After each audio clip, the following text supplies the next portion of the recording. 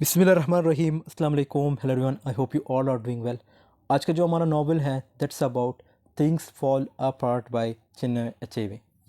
बहुत ही interesting novel है। ये नावल अफ्रीका के बारे में है, स्पेशली नाइजीरिया जो एक वक्त में ब्रिटिश की कॉलोनी हुआ करती थी। और ये नावल लिखने का मकसद यही था इस राइटर का, चिन्मय अचेबे का, क्योंकि जो वेस्टर्न राइटर्स हुआ करते थे वो अफ्रीका की जो इमेज थी उसको पेसिमिस्टिक वे में रिप्रेजेंट करते थे। उसको ऐसा कंसिडर करते कि ये जो अफ्रीकन लोग हैं प्रिमिटिव लोग हैं। फिर इसमें जैसे राइटर आते हैं जॉयस कैरी, एंड इसी तरह जो हमारे पास दूसरा राइटर है जोसेफ कॉनरेड जिसने द हार्ट ऑफ डार्कनेस लिखा था। उसने भी यही चीज़ मींस अफ्रीका की जो इमेज थी उसको पेसिमिस्टिक वे में रिप्रेजेंट किया था। और इस नावल में ये भी है कि किस तरह अफ्रीकन अपने कल्चर को जो है प्रिजर्व करना चाह रहे थे। मतलब जो जब ब्रिटिशर्स वहाँ आए थे और किस तरह वो अपने कल्चर्स को जो है डोमिनेट करने की कोशिश कर रहे थे। एनीवे इसकी फ़र्दर डिस्कशन हम समरी में देखेंगे। आज की वीडियो में हम करेक्टर्स, समरी और सिंबलिज़म देखेंगे। बाकी इस नावल पे ऑलरेडी मेरी 2 वीडियोस बनी है। पहली वीडियो में हमने short biography of Chinmay Achebe, की पॉइंट्स इस नावल के, और साथ में लिटरेरी पर्पस देखा था कि ये नावल क्यों लिखा गया था। सो ये सारी चीज़ें हमने एक ही वीडियो में कवर किए थे। और एक वीडियो जो हमने इस नावल के थीम्स को डिस्कस किया था। सो इस नावल पे ऑलरेडी 2 वीडियोस बनी हैं, उन दोनों वीडियोस का लिंक आपको डिस्क्रिप्शन में मिल जाएगा। आज की वीडियो में हम जस्ट करेक्टर्स, समरी और सिंबलिज़म देखेंगे। सो टाइम वेस्ट के बगैर लेट्स गेट स्टार्टेड। तो सबसे पहला करेक्टर है हमारे पास ओकोंको। ओकोंको इस नावल के प्रोटोगनिस्ट है things fall apart. Okonkwo is also considered a tragic hero, और इसको कंसिडर किया जाता है ट्रेजिक हीरो। इसके जो फादर थे वो बड़े लाइक कोवार्ड टाइप के थे, और इसकी ये विश थी कि मैंने अपने फादर जैसे नहीं बनना। और एक वर्ड इसके फादर के लिए यूज़ किया जाता था जो नाइजीरियन लोग यूज़ करते हैं। सो वो वर्ड हम समरी में देखेंगे। लेकिन इसका ये मानना था ओकोंको का कि वो जो अल्फाज मेरे वालिद के लिए यूज़ हो रहे हैं, जो मेरे फादर के लिए यूज़ हो रहे थे, वो मुझे कोई ना कहे। मींस कि मैंने ब्रेव बनना है। इसके जो फादर थे वो कोवार्ड टाइप थे, और जब उसकी डेथ होती है तो बहुत ज़्यादा कर्जा जो है इनके पीछे, मतलब ये फैमिली के लिए छोड़ देता है। तो ओकोंको को अपने जो फादर थे उससे इतनी मोहब्बत नहीं थी। And in his 30s Okonkwo is a leader of Igbo community of Umuofia. अब ये एक कम्युनिटी है एग्बो, ये उसके जो थे लीडर थे। Achebe describes him as tall and huge, क्योंकि अब जो राइटर है जिसने ये नावल लिखा है वो इसको इस तरह डिफ़ाइन करते हैं कि ये लंबा सा है, with bushy eyebrows and a wide nose, and that gives him a very severe look. When Okonkwo walks, his heels barely touch the ground like he walks on springs, as if he's going to pounce on somebody. Okonkwo stammers slightly and his breathing is heavy. तो ये सारी चीज़ें इसकी जो physical appearance है उससे related है। और बाकी इसको जो पॉपुलैरिटी मिली थी, लाइक आई सेड कि इसके जो फादर थे वो बड़े कोवार्ड टाइप थे। तो इसने एक रेसलर को हराया था, जो कि एक वॉरियर था, बहुत ही मींस फेमस रेसलर था। जब ये उसको हराता है तो ये इट मींस इसके लिए बहुत बड़ी सक्सेस थी, और लोग जो है फिर इसको अपना लीडर मानना शुरू करते हैं ओकोंको को। फिर हमारे पास जो करेक्टर आता है वो है यूनोका। यूनोका जो है ओकोंको के फादर है। और इस करेक्टर को हमने पहले करेक्टर के साथ भी थोड़ा बहुत डिस्कस कर लिया था, लेकिन इसमें भी यही चीज़ बताई गई है कि ये एक कोवार्ड टाइप थे और बहुत ज़्यादा ड्रिंक वगैरह करते थे, और एक लेज़ी, पोर और neglectful of his wife, and he did not plan for the future. मतलब फ्यूचर के लिए इसके कोई पास कोई प्लान वगैरह नहीं होती थी। During his life he never took a title and therefore never gained status or respect from the villagers. So it means जब आप कोवार्ड होते तो ऑब्वियसली आपकी कोई रिस्पेक्ट भी नहीं होती। सेम यही चीज़ इसके साथ वो मींस होती थी। जो विलेजर्स थे वो बिल्कुल इसको इग्नोर करते थे, इसकी कोई रिस्पेक्ट नहीं थी। इसीलिए जो इसके जो बेटे थे ओकोंको, वो यही चाहते थे कि मैंने अपने फादर जैसे नहीं बनना। मींस अपने फादर से कुछ डिफरेंट करना है, ब्रेव बनना है। और जो कम्युनिटी के लोग थे वो इस पे हमेशा हंसते थे। और इस तरह लाइक आई सेड कि ये एक डिबेटर भी थे, डिबेटर मानी कर्जदार वगैरह, और एक फेलियर इंसान थे। मींस ये जो करेक्टर है इतना इंटरेस्टिंग करेक्टर नहीं है। उसके बाद हमारे पास जो करेक्टर है वो है ओबेरिका। ओबेरिका जो है ये ओकोंको के बेस्ट फ्रेंड थे, और ओकोंको इसके साथ अपनी जो सीक्रेट्स वगैरह है बहुत ज़्यादा शेयर करता है, और ये बिल्कुल इसकी पर्सनैलिटी के जो है अपोज़िट है। मींस ओकोंको के जो पर्सनैलिटी है उससे बिल्कुल अपोज़िट है। अगर ओकोंको एक नेगेटिव इंसान है तो ये पॉजिटिव है। इसी तरह अगर ओकोंको जो है अपनी ब्रेवरी दिखाता है तो ये जो है एक शरीफ बंदा होता है, और ये जो ब्रिटिश कॉलोनाइज़र्स थे ये उनको अप्रिशिएट करता है। वो इसलिए अप्रिशिएट करता है क्योंकि ये कहते हैं कि कुछ चेंजेस आएंगे हमारी सोसाइटी में, लेकिन ओकोंको जो थे वो बिल्कुल ब्रिटिशर्स के अगेंस्ट थे। और इनकी जो कम्युनिटी थी एग्बो, ये चाहते थे कि हमारी कम्युनिटी में चेंजेस आए, लेकिन जो इसके अपोजिट करेक्टर था ओकोंको, जो इसका बेस्ट फ्रेंड है, वो नैरो माइंडेड था। वो कभी भी ये नहीं चाहता था कि हमारी जो ट्रेडिशन है या जो कल्चर है उसको जो है लोग ख़राब करें। मीन्स जो ब्रिटिशर्स हैं जो वहाँ आए थे वो उनको ख़राब करें। और ये फर्दर इसकी एक्सप्लेनेशन है, even though the personalities of इरको and are very different, like I said, इनकी जो पर्सनैलिटी है वो बिल्कुल अपोजिट है, बिल्कुल डिफरेंट है। अगर एक काम करता है तो दूसरा उसके अपोजिट काम करता है। अगर एक नैरो माइंड है तो दूसरा ओपन माइंडेड है। अगर एक नेगेटिव है तो दूसरा पॉजिटिव है। मीन्स इन दोनों की जो पर्सनैलिटी है उसमें कंट्रास्ट है। फिर हमारे पास करेक्टर आता है मिस्टर ब्राउन। मिस्टर ब्राउन कौन थे? देखिए, यहाँ से लेके यहाँ तक ये जितना भी है इसमें यही बताया गया है कि ये जो थे एक क्रिश्चियन थे, और कॉलोनाइज़र मींस जिधर ये अफ्रीका थी जो कॉलोनी बनी थी, ये वहाँ आते हैं अपनी क्रिश्चियनिटी, अपने जो मज़हब है क्रिश्चियनिटी जो मज़हब है उसको प्रमोट करने आते हैं। अब ये जब आते हैं तो ये जो यहाँ पे वर्ड यूज़ हुआ है मिशनरी, मिशनरी का मतलब यही है कि वो लोग जो अपने मज़हब को प्रमोट करते हैं। तो ओबियसली अब अफ्रीका में उस वक्त लाइक जो नाइजीरिया की अगर हम बात करें तो उस वक्त कोई और मज़हब को फॉलो किया जा रहा था। अब मिस्टर ब्राउन जो है, जो इनके साथ जो टीम होती है जो मिशनरी, उसके जो है लीडर होते हैं, और ये ओपन माइंडेड और साथ में काइंड होते हैं। इसके साथ जो विलेज के लोग होते हैं, जो कम्युनिटी के लोग होते हैं, उनका बिहेवियर भी अच्छा होता है। लेकिन इनकी प्रॉब्लम ये है क्योंकि ये अंग्रेज़ थे और उनकी अपनी लैंग्वेज थी, तो एक दूसरे को समझना थोड़ा बहुत मुश्किल था, और ये फ़ोर्स भी नहीं करते थे कि कोई क्रिश्चियन मज़हब को जो है फ़ॉलो करे। तो और इस तरह जो हमारे पास इसके जो और फर्दर जो एक्सप्लेनेशन है इस कैरेक्टर से रिलेटेड वो ये है कि Mister Brown builds a school and a hospital in Umuofia. Umuofia ये एक जगह का नाम है, और ये लोगों से दरख्वास्त भी करता है कि अपने जो बच्चे हैं उनको स्कूल वगैरह भेजा जाए, और ये उनको गिफ्ट्स वगैरह भी देते हैं ताकि जो लड़के हैं उनका दिल वगैरह लगे पढ़ाई वगैरह में। और ये इसकी फ़र्दर एक्सप्लेनेशन बस यही है। और इसके पास जो हमारे पास करेक्टर आता है वो है जेम्स स्मिथ। ये भी गोरा था, मींस अंग्रेज़ था। अब ये करेक्टर बिल्कुल मिस्टर ब्राउन के अपोज़िट था। जैसे हमने बात की थी कि ओकोंको और दूसरा जो करेक्टर ओबेरिका वो एक दूसरे के अपोजिट थे, इसी तरह जेम्स स्मिथ और ये मिस्टर ब्राउन, ये दोनों करेक्टर भी एक दूसरे के अपोजिट थे। अगर ये करेक्टर ओपन माइंडेड है तो ये करेक्टर नैरो माइंडेड है। अगर ये करेक्टर जो है स्ट्रिक्ट नहीं थे, मींस एक काम बंदे थे, तो ये स्ट्रिक्ट बंदे थे। यहाँ पे मेंशन भी है कि स्ट्रिक्ट एंड अनकॉम्प्रोमाइजिंग, कॉम्प्रोमाइज़ वगैरह वो कॉम्प्रोमाइज़ करते थे लेकिन ये कॉम्प्रोमाइज़ नहीं करते थे। The opposite of mister brown who was kind compassionate and accommodating, कहते हैं कि ये बिल्कुल उसके अपोजिट है मिस्टर ब्राउन, क्योंकि मिस्टर ब्राउन क्या थे, वो काइंड थे, ये काइंड नहीं थे। कंपेशनेट थे, ये कंपेशनेट नहीं थे। इसी तरह वो जो मिस्टर ब्राउन थे वो एकोमोडेटिंग थे, लेकिन जेम्स स्मिथ बिल्कुल नहीं थे। तो Reverend Smith is a stereotypical fire and brimstone preacher. ये भी एक्चुअली उनके साथ ही होता है। मींस प्रीचर का मतलब है जो तबलीग वगैरह करते हैं, अपने मज़हब को जो प्रमोट करते हैं, तो ये भी उनके साथ थे। And he sees things as black and white, और ये थोड़े बहुत रेसिस्ट टाइप थे। अब यहाँ पे जैसे इन्होंने मेंशन किया है कि black and white, so it means ये जो थे फ़र्क करते थे। अब अफ्रीकन ओबियसली वो तो ब्लैक थे, तो ये अंग्रेज़ थे।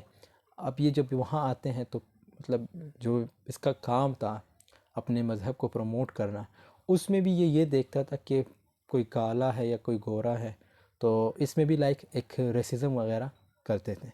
So this was all about him. उसके बाद हमारे पास जो करेक्टर है वो है नवोया। नवोया जो है ये ओकोंको के बड़े बेटे हैं, और ये भी ओकोंको जो है इसको ये नहीं चाहता कि ये अपना जो इसका दादा था, मीन जो ओकोंको के फादर थे, उस जैसा बने। लेकिन ये जो नवैया थे ये भी बिल्कुल काम टाइप थे, एक सिंपल सिंपल टाइप लड़का था।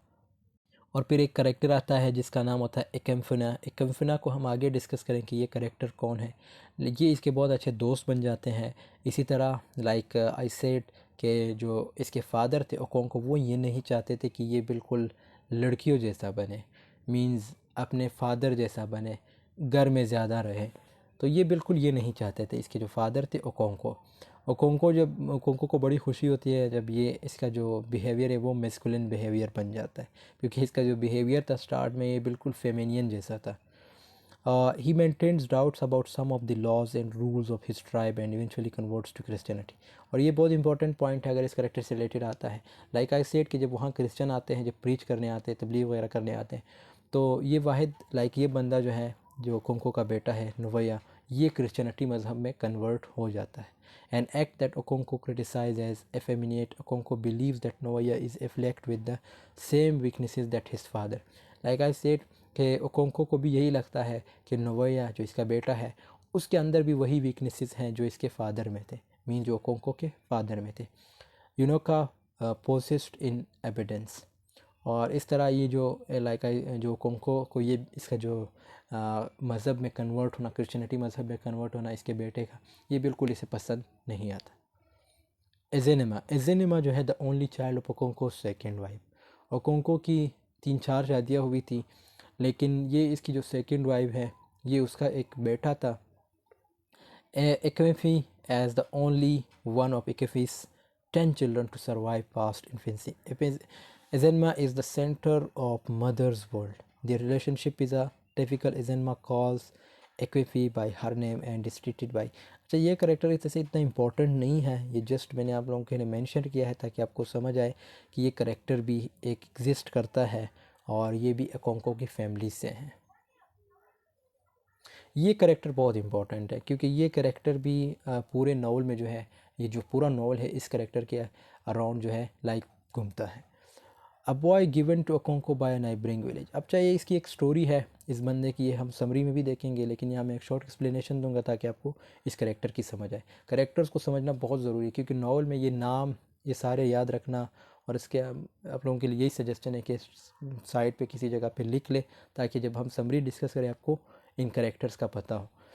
खैर, ये जो करेक्टर है ये करेक्टर दूसरे ट्राइब से आता है। दूसरे ट्राइब मीन्स दूसरे कबीले से आता है क्योंकि इनका अपना कबीला था ओकोंको का, और ये बंदा जो है इसका अपना कबीला था। अब ये क्यों इनके कबीले में आता है, मीन्स ओकोंको के कबीले में आता है। ओकोंको के कबीले में इसलिए आता है क्योंकि ओकोंको के कबीले के लोग जो है, सॉरी, जो एकेमेफिनो के कबीले के जो लोग हैं वो एक बंदे को मारते हैं। जब वो एक बंदे को मारते हैं तो मतलब एकेमेफिनो कबीले के जो लोग हैं वो क्या करते हैं, एकेमेफिनो को ओकोंको के जो ट्राइब है उसके पास भेजते हैं ताकि जो ओकोंको का कबीला है मींस वो उस कबीले से बदला ना ले सके। मतलब बदले के सिलसिले में किसको भेजा जाता है, इसको, ये जो करेक्टर है एकेमेफिनो को भेजा जाता है। और इस तरह एकेमेफिनो जब इधर इनके ट्राइब में आता है तो ओकोंको क्या करता है, ओकोंको इसको अपने पास रखता है। जब अपने पास रखता है, यहाँ पे मेंशन भी कि नाइबरिंग विलेज से था, मींस एकेमेफिना जो था नाइबरिंग विलेज से। तो आई सेड कि ओकोंको इसको अपने पास रखता है, इसको प्यार देता है, अपने बेटों जैसा प्यार देता है।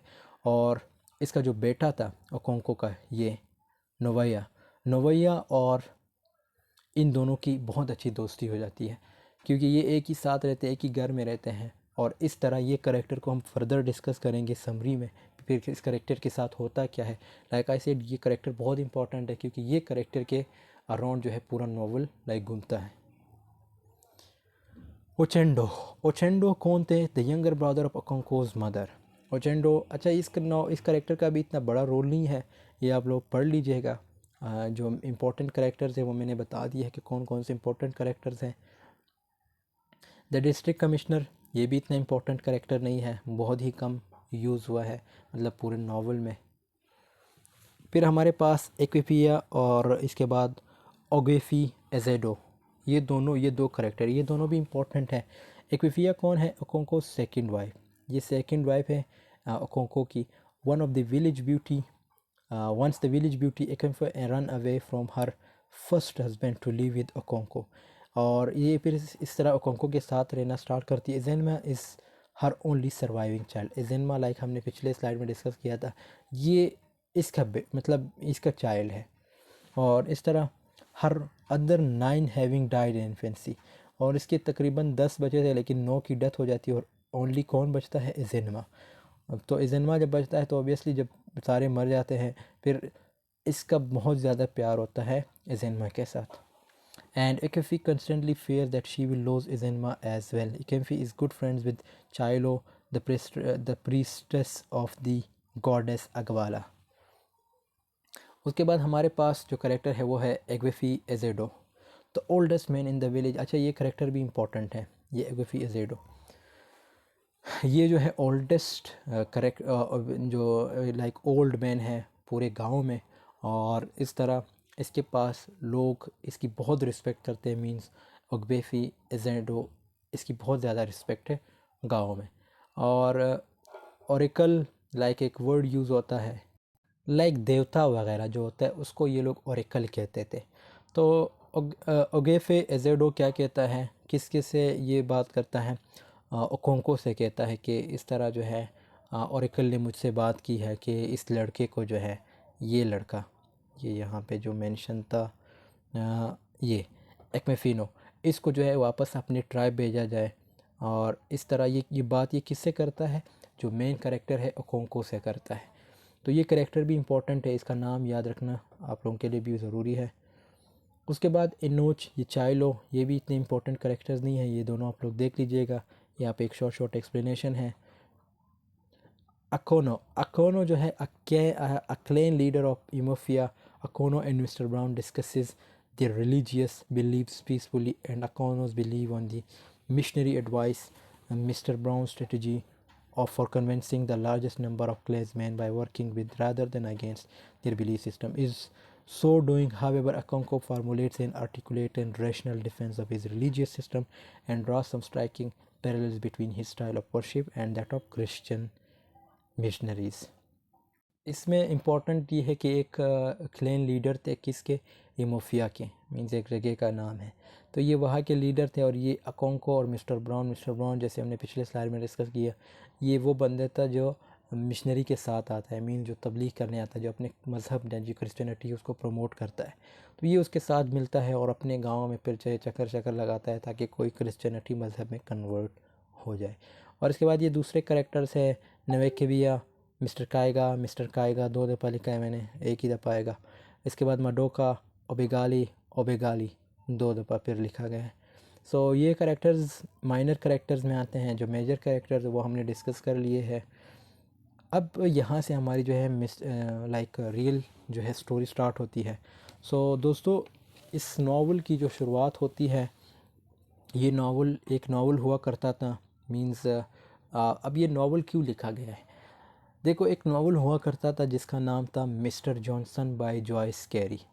ये यहाँ पे मेंशन भी है, Mister Johnson by Joyce Cary. वैसे ये सारी चीज़ें मैंने की पॉइंट्स में डिस्कस किया है, और भी बहुत कुछ डिस्कस किया है, और इसका लिटरेरी पर्पस भी डिस्कस किया है। सो ये उन चीज़ों को आप इग्नोर ना करें, उस वीडियो को ज़रूर देख लीजिएगा। डिस्क्रिप्शन में आपको उसका लिंक मिल जाएगा। सो खैर, अब जैसे मैंने बताया कि एक नावल हुआ करता था, उस नावल का क्या नाम था? Mister Johnson by Joyce Cary. Joyce Cary ने ये नावल लिखा था मिस्टर जॉनसन के नाम से। जब चिन्हो अचेबे इस नावल को पढ़ते हैं, किस नावल को? मिस्टर जॉनसन नावल को जब पढ़ते हैं तो उसे लगता है कि इस नावल में अफ्रीकन की बहुत ज़्यादा इंसल्ट की गई है, और फिर इसने ये नावल लिखा था, तब इसने ये सेंटेंसेस बोले थे। Joyce Carey's Mr. Johnson appeared to have negatively impacted and prompted Achebe to respond to the biased European colonial portrayal of Africa and Africans. That initial written response was things fall apart. मतलब ये sentences इसने इस बंदे के लिए लिखे थे, Joyce carry के लिए, क्योंकि इसने जो है अफ्रीका की जो इमेज थी वो पेसिमिस्टिक वे में रिप्रेजेंट की थी। अफ्रीका को एक प्रिमिटिव टाइप दिखाया था। तो चिन्हो अचेबे को गुस्सा तो नहीं आया, लेकिन उसे बिल्कुल ये बर्दाश्त नहीं हुआ कि कोई अफ्रीका के बारे में ऐसा क्यों लिख सकता है। तो फिर इसने ये सेंटेंसेस बोले थे, इतने इंपॉर्टेंट सेंटेंसेस नहीं थे, लेकिन ये आपको बताना ज़रूरी था। अब और इसका जो टाइटल लिया गया है, ऑब्वियसली ये जो टाइटल है थिंग्स फॉल अपार्ट, इसका जो टाइटल लिया गया है वो W.B. यीट्स की पोएम द सेकंड कमिंग से लिया गया है। मींस ये जो टाइटल है थिंग्स फॉल अपार्ट, ये W.B. यीट्स की पोएम द सेकंड कमिंग से लिया गया है। और इस नावल को आप दो पार्ट्स में डिवाइड कर सकते हो। क्यों डिवाइड करना है? क्योंकि इसमें कॉलोनाइजेशन का बहुत बड़ा रोल है। मींस कॉलोनाइजेशन का जिक्र किया गया। सो दो पार्ट्स इस तरह के, बिफोर कॉलोनाइजेशन और आफ्टर कॉलोनाइजेशन, और इनकी जो कल्चर है ये बहुत बड़ा इफ़ेक्ट पड़ा था। मींस इस पर बहुत बड़ा इफ़ेक्ट पड़ा था कॉलोनाइजेशन का। किसके कल्चर का? नाइजेरियन के कल्चर, मीन जो अफ्रीका की कल्चर थी उसका बहुत बड़ा इफ़ेक्ट पड़ा था। ये जो कॉलोनाइजेशन मीन जो कॉलोनाइजर्स वहाँ आए थे, जो ब्रिटिशर्स वहाँ आए थे, तो ये बिल्कुल नहीं चाहते थे कि हमारे कल्चर को कुछ हो जाए या हमारे कल्चर को कोई डैमेज करे। खैर, अब दोस्तों यहाँ से जो है हम अपनी समरी स्टार्ट करते हैं। सो दोस्तों, कहानी शुरू होती है ईस्टर्न नाइजीरिया की। यहाँ पर एक जगह है यूमोफिया, ये देखो मैंने यहाँ पे मेंशन भी किया है। और एक और चीज़ यहाँ पे लाइक जो मैंने लीव की है कि इसकी जो सेटिंग है वो नाइजीरिया में है 1890s में। सेटिंग कभी कभार शॉर्ट क्वेश्चन में पूछा जा सकता है कि आपने इस नावल के सेटिंग के बारे में मतलब आप क्या जानते हैं या इसकी नावल की सेटिंग कहाँ हुई है। सो आपने बताना है कि नाइजीरिया 1890s में हुई थी।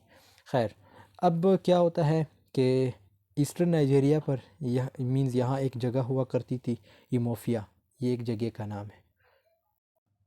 अब लाइक आई सेड, यूमोफिया एक जगह का नाम है और इस कबीले का जो सरदार था वो कौन था? ओकोंको। इसकी बहुत ज़्यादा इज़्ज़त थी और पैसा भी बहुत ज़्यादा है। लोग ओकोंको को इसलिए भी इज़्ज़त देते हैं या इसलिए भी इज़्ज़त करते हैं क्योंकि ओकोंको ने बहुत ही ताकतवर रेसलर, जो यहाँ पे मेंशन है, एमलिजन द कैट को हराया था। ओकोंको के फादर का नाम था यूनोका, लेकिन यूनोका अपने बेटे ओकोंको की तरह बहादुर नहीं था, बहुत ही बुज़दिल और डरपोक था। सही है, मींस ये जो यूनोका है ये ओकोंको के फादर हैं और बहुत ही बुज़दिल और डरपोक इंसान था। इसने पैसे उड़ाने के अलावा ज़िंदगी में कुछ काम ही नहीं किया था और इस पर बहुत ज़्यादा कर्ज़ा चढ़ गया था। ये लोगों से पैसे उधार लेकर शराब में उड़ाया करता था और इस हरकत की वजह से इसकी बीवी बच्चे भूखे रहते थे। यूनोका को कबीले के लोग अगाबाला कहते थे, ये वर्ड जो मेंशन है। अब ये वर्ड लाइक मैंने जानबूझ के उसमें डिस्कस नहीं किया था करेक्टर्स में ताकि आपको यहाँ बता सकूँ। अगाबाला मतलब ये है, अगबाला ये वर्ड जो है नाइजेरियन लाइक जो लैंग्वेज है उनमें से लिया गया है। अगबाला का मतलब यही है औरतों की तरह कमज़ोर और जिसके पास प्रॉपर्टी ना हो उसको क्या कहते हैं? अगबाला। औरतों की तरह कमज़ोर और जिसके पास प्रॉपर्टी ना हो उसे क्या कहते हैं? अगबाला। और जब यूनोको मरता है, मींस इसके जो फादर है ओकोंको के जो फादर है यूनोको, जब ये मरता है तो काफ़ी कर्ज़ा अपनी फैमिली के ऊपर छोड़ जाता है और इस वजह से ओकोंको अपने फादर यूनोको से नफ़रत करता था, अपने फादर जैसे बिल्कुल भी नहीं बनना चाहता था। ओकोंको सोचता है कि अगर मैं मर्द जैसा सख्त नहीं हुआ या नहीं बना तो फिर कबीले के लोग मुझे भी अगबाला कहना शुरू कर देंगे और अपने आप को मर्द दिखाने के लिए वो अपनी बीवी बच्चों को खूब मारता था। तो आप अंदाज़ा लगा सकते हैं कि बीवी बच्चों को मारना ये कहाँ की जो है अक्लमंदी है और कहाँ का जो है अपने आप को शो करना है कि मैं बहादुर हूँ। खैर, ये तो नॉवल में मेंशन है, हमने जस्ट डिस्कस करना है। तो ये क्या करता है, अपने आप को बहादुर दिखाने के लिए अपनी बीवी बच्चों को खूब मारता था ताकि वो भी मर्दों जैसा सख्त लग सके। मींस को ये कंसिडर करता कि लोग मुझे सख्त कंसिडर करें और लोग मुझसे डरें और लोग ये कहे कि ये अपने फादर जैसा नहीं है, क्योंकि इसके फादर के लिए जो वर्ड यूज़ होता था वो क्या था? अगबाला। उसे लगता था कि मर्द का रोब अपनी बीवी बच्चों पर रहना चाहिए। किसका मानना था? ओकोंको का। ओकोंको का एक 12 साल का बच्चा भी है जिसका नाम है नोवाया। नोवाया नोवाया और ओकोंको लगता है कि नोवाया भी मेरे बाप जैसा है, मींस बेकार इंसान ना बन जाए। नोवाया में कोई एग्रेशन नहीं है, बहुत ही सिंपल चाइल्ड है, लेकिन ओकोंको चाहता है कि उसके बेटे में भी एग्रेशन आए, एक बार क्या होता है, यूमोफिया के पास एक कबीला होता है। यूमोफिया, लाइक आई सेड, ये एक जगह का नाम है, ठीक है। यूमोफिया के पास एक कबीला होता है जिसका नाम क्या था, यहाँ पे मेंशन है, मोबाइनो। मोबाइनो जो है ये एक ट्राइब है, ठीक है, मोबाइनो। और मोबाइनो कबीले के लोगों ने यूमोफिया कबीले की एक औरत को जान से मार दिया था। अब क्या होता है, मोबाइनो कबीला यूमोफिया कबीले से लड़ाई नहीं करना चाहता था, तो मोबाइनो वाले क्या करते हैं, वो यूमोफिया कबीले को एक नौजवान लड़की देते हैं, वर्जिन लड़की देते हैं, और एक 15 साल का लड़का भी देते हैं जिसका नाम था एक्मेफेनो। ये यहाँ पे मेंशन है, एक्मेफेनो। अ 15 year old boy becomes the friend of Novaya. ये हम दिखते हैं, ये जो लाइक जब एक वर्जिन लड़की देते हैं और साथ में एक लड़का जो 15 साल का है, इसका नाम क्या है, एक्मेफेनो। तो ये इस कबीले को दिया जाता ताकि लड़ाई झगड़ा ना हो, ठीक है।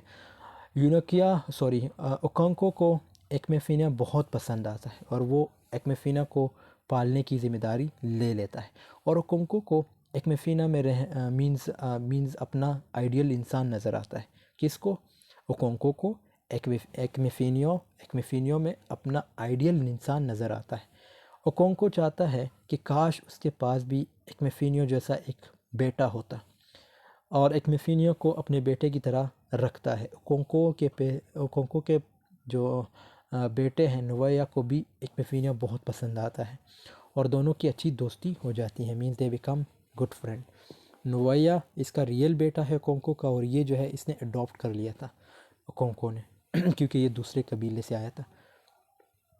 नोवाया जो था एक्मेफिनियो को अपना बड़ा भाई मानता था। नोवाया एक्मेफिनो को अपना बड़ा भाई मानता था और एक्मेफिनो भी ओकोंको को फादर कहकर बुलाने लगा। एक्मेफिनो को ओकोंका के साथ 3 साल बीत गए। एक्मेफिनो पूरी तरह से उनकी फैमिली का मेंबर बन चुका था और उसी गांव में एक रिस्पेक्टेड ओल्ड मैन रहते थे जिसका नाम था अग्वेफी एजर्डो। ये यहाँ पे मेंशन है। अग्वेफी एजेंडो ये एक ओल्ड मैन थे और ओकोंको को कहता है कि ओरिकल ने मुझसे कहा है कि तुम्हें एक्वेफिना को जान से मारना होगा। ओरिकल वर्ड ये है। तो यूमोफिया कबीले में ओरिकल को देवता माना जाता था। अब ओरिकल अगर आप पूछे कि ओरिकल क्या है, तो यूमोफिया जो है ये कबीला है। तो इसमें क्या होता था, इसमें ओरिकल को देवता माना जाता था, गॉड माना जाता था। खैर, एजेडो कहता है कि ओरिकल ने मुझसे कहा है कि एक्मेफिनो को जान से मार दो क्योंकि एक्मेफिनो तुम्हें फ़ादर बोलता है। तो एक काम करो, किसी और के हाथों से एक्मेफिनो को जान से मरवा दो। अब ओबियसली इसके लिए बहुत मुश्किल था ओकोंको के लिए अपने बेटे को, मीन जो इसने अडॉप्ट किया था, एक्मेफिनो को मारना। तो ये जो ओल्ड मैन है एजेडो, ये ओकोंको को क्या सजेशन देते हैं कि तुम्हारे लिए वाकई बहुत मुश्किल होगा क्योंकि वो तुम्हें फ़ादर कह के बुलाते हैं, तो ये काम तुम किसी और से करवा लेना। तो क्या होता है, तुम एक काम किसी और के हाथों से करवा लो, एक्मेफिनो को जान से मरवा दो। एक्मेफिनो को मारने की बात इसलिए हो रही है क्योंकि मोबाइनो कबीले के लोगों ने यूमोफिया कबीले के लोगों को जान से एक फ़ीमेल को मारा था। वो लाइक हमने पिछले स्लाइड में डिस्कस कर लिया था। तो अब टाइम आ गया था कि खून का बदला खून से लिया जाएगा।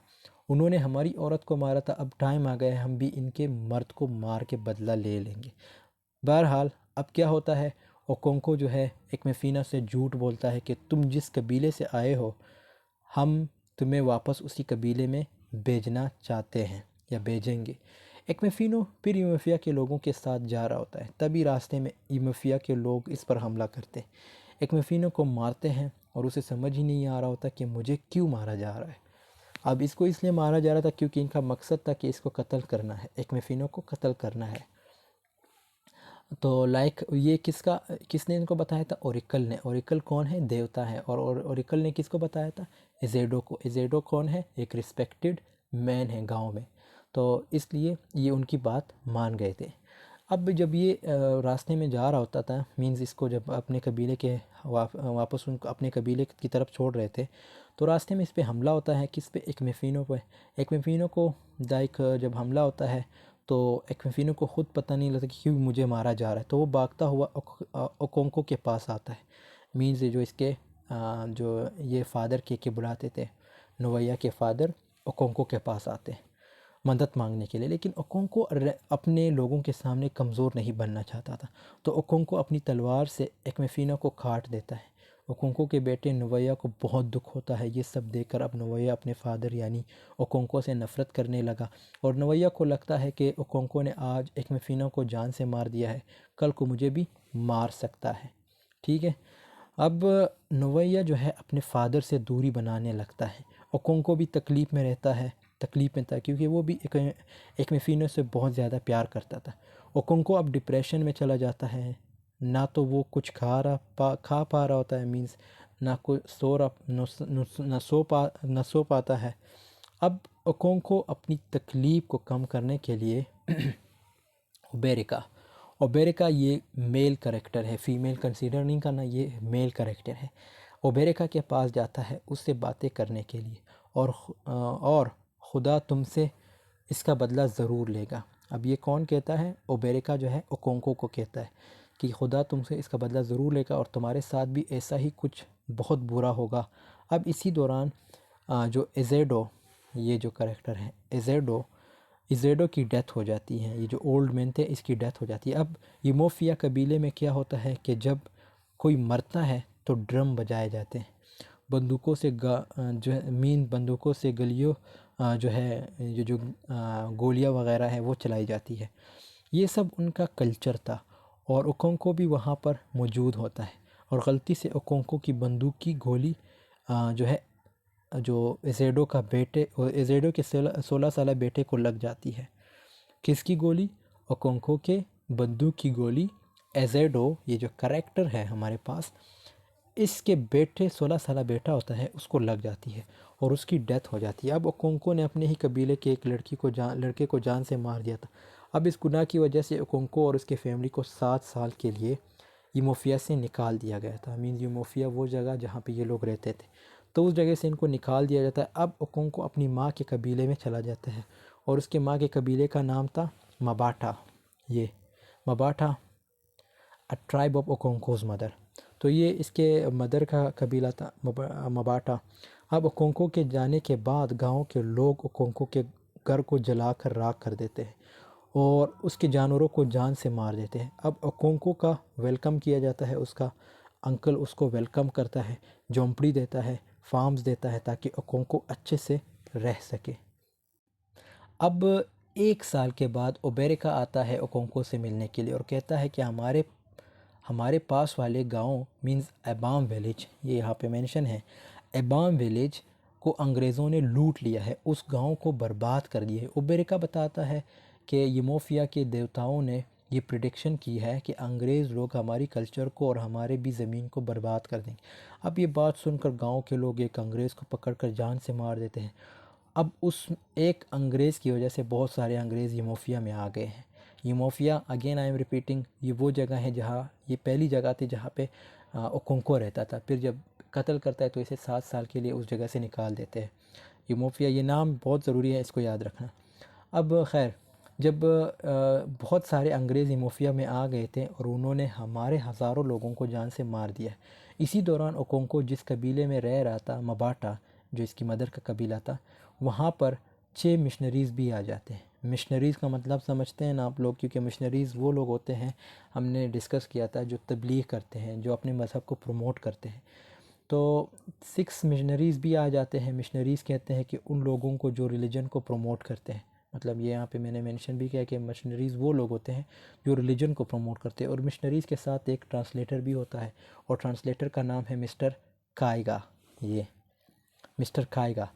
मिस्टर काइगा और मिशनरीज़ का जो लीडर था उसका नाम था मिस्टर ब्राउन। ये सब मिशनरीज़ क्या करते हैं, गांव वालों को क्रिश्चियन मज़हब में कन्वर्ट करने की कोशिश करते हैं और गांव वालों को समझाते हैं कि जिस गॉड को तुम लोग मान रहे हो वो गॉड ठीक नहीं है।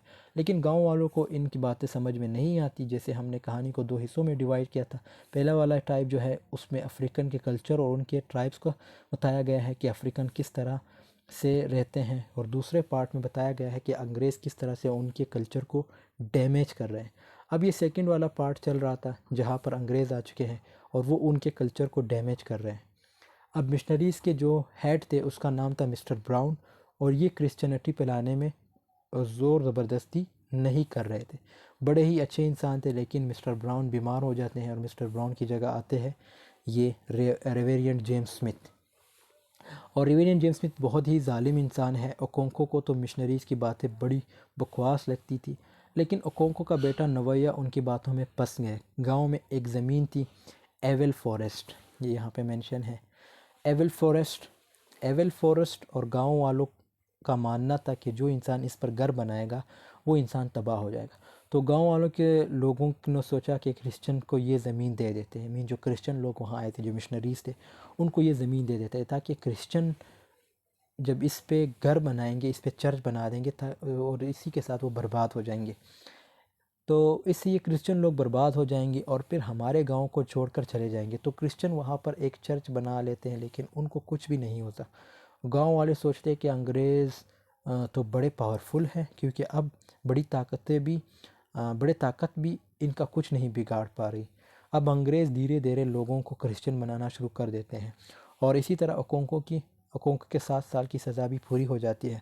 जब वो दोबारा अपने कबीले यानी यूमोफिया में कदम रखता है, वहाँ चला जाता है, तो हैरान हो जाता है। यूमोफिया पूरी तरह तब्दील हो चुका था, क्योंकि वहाँ के लोगों ने क्रिश्चियन मज़हब को अपना लिया था और अंग्रेज़ों ने एक स्कूल भी खोल दिया था, ताकि ओकोंको के बेटे नवैया ने भी क्रिश्चियन मज़हब को अपनाया था। इसी के साथ साथ इसका जो बेटा था नवैया, ये ओकोंको का बेटा था, इसने क्रिश्चियन मज़हब को अपना लिया था और अपना नाम बदल कर इसहैक रख लिया था।